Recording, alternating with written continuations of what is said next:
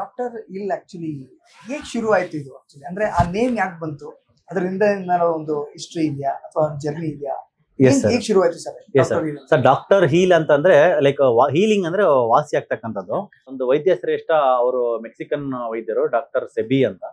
ಅವರು ಎಷ್ಟೋ ದೊಡ್ಡ ದೊಡ್ಡ ಕಾಯಿಲೆಗಳನ್ನೆಲ್ಲ ಚೆನ್ನಾಗಿ ಡೀಲ್ ಮಾಡಿದ್ದಾರೆ ಸರ್. ಅವರು ಅವ್ರದೇ ಒಂದು ರೋಚಕವಾಗಿರ್ತಕ್ಕಂಥ ಜರ್ನಿ. ಸೊ ಅವ್ರ ಮುಖಾಂತರ ಒಂದು ಇನ್ಸ್ಪೈರ್ ಆಗಿ ನಮ್ಮ ಗುರುಗಳು ಇಟ್ಟಿರ್ತಕ್ಕಂಥ ಹೆಸರು ಡಾಕ್ಟರ್ ಹೀಲ್ ಅಂತ ಸರ್. ಸರ್ ಯಾಕೆ ಫಸ್ಟ್ ಇದನ್ನ ನಾನು ಶುರು ಮಾಡ್ಬೇಕು, ಆಸ್ಪತ್ರೆನೇ ಯಾಕೆ ನಾನು ಶುರು ಮಾಡ್ಬೇಕು?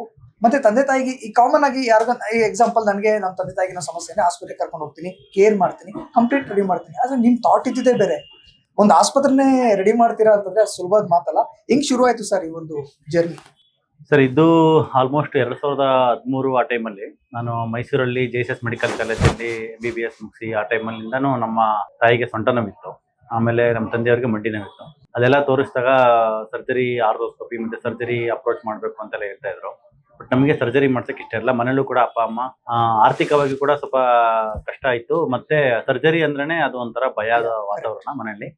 ಹಂಗಾಗಿ ಸರ್ಜರಿ ಇಲ್ದಂಗೆ ಏನಾದ್ರು ಮಾಡಕ್ಕಾಗತ್ತಾ ಅನ್ನೋ ತರ ಇದ್ರೆ, ಇಲ್ಲ ಸರ್ಜರಿ ಇಲ್ಲ, ಕ್ಯಾಲ್ಸಿಯಂ ಮಾತ್ರೆ ಮತ್ತೆ ಫಿಸಿಯೋಥೆರಪಿ ಮಾಡಿಸಿ ಅಂತ. ಫಿಸಿಯೋಥೆರಪಿ ಮಾಡಿದ್ರೆ ಅದೇ ವ್ಯಾಕ್ಸಿಂಗು ಮತ್ತೆ ಸ್ವಲ್ಪ ಅಲ್ಟ್ರಾಸೌಂಡ್ ಸ್ಟಿಮ್ಯುಲೇಷನ್ ಅದು ಇದೆಲ್ಲ ಮಾಡ್ತಾ ಇದ್ರು. ಅದು ಒಂದು 15 ದಿನಕ್ಕೆ ಕಡಿಮೆ ಆಗ್ತಿತ್ತು, ಮತ್ತೆ ಪೇನ್ ಕಡಿಮೆ ಆಗ್ತಾ ಇರಲಿಲ್ಲ. ಸೊ ಆ ಟೈಮಲ್ಲಿ ಏನಾದ್ರು ಇರುತ್ತಾ ಅಂತ ಹೇಳಿ ಸ್ವಲ್ಪ ನಾನು ಅದ್ರ ಬಗ್ಗೆ ಸ್ವಲ್ಪ ರಿಸರ್ಚು ಮತ್ತೆ ಒಂದು ವೈದ್ಯ ದಿಗ್ಗಜಗಳನ್ನ ಮೀಟ್ ಮಾಡ್ತಾ ಹೋಗುವಾಗ ಸೊ ಅವರು ಹೇಳ್ತಾ ಅಂತಕ್ಕಂಥ ಪರಿಸ್ಥಿತಿ ಬಂದು, ಏನಿದೆ ನಮ್ಮ ದೇಹದಲ್ಲಿರ್ತಕ್ಕಂಥ ಕೆಲವು ಅಂಶಗಳನ್ನ ನಾವು ಚೇಂಜ್ ಮಾಡಿದ್ರೆ ನಮ್ಮ ಬೋನ್ಸು ಮತ್ತೆ ಜಾಯಿಂಟ್ಸು ಹೆಲ್ತಿ ಆಗುತ್ತೆ, ಅವಾಗ ಪೇಯ್ನ್ ಇರೋದಿಲ್ಲ ಅಂತಕ್ಕಂಥದ್ದನ್ನ ಹೇಳಿದ್ರು.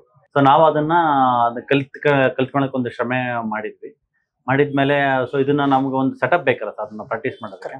ಹಾಗಾಗಿ ಆ ಒಂದು ಸೆಟಪ್ನ ಮಾಡೋದಕ್ಕೆ ಒಂದು ಚಿಕ್ಕದಾಗಿರೋದು ಒಂದು ಹಾಸ್ಪಿಟ್ಲನ್ನೇ ಮಾಡಿದ್ವಿ ಸರ್ ಅವಾಗ. ಅಲ್ಲಿ ನಮ್ಮ ತಂದೆ ತಾಯಿ ಟ್ರೀಟ್ಮೆಂಟ್ ಸ್ಟಾರ್ಟ್ ಮಾಡಿದ್ವಿ. ಅವರು ಕೂಡ ಆರೋಗ್ಯ ಚೆನ್ನಾಗಾಯ್ತು.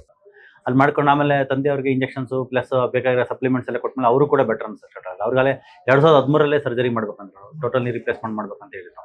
ಅವಾಗ ಅವರು 2000 ಸರ್ಜರಿ ಎಲ್ಲ ಮಾಡಿದ್ರೆ ಇವತ್ತು ಅವ್ರು ಎಷ್ಟು ಕೆಲಸ ಮಾಡ್ತಾರೋ ಆ ಕೆಲಸ ಮಾಡೋಕ್ಕೆ ಆಗ್ತಾ ಇಲ್ಲ ಅಂತ ನನ್ನ ಒಂದು ಅಭಿಪ್ರಾಯ.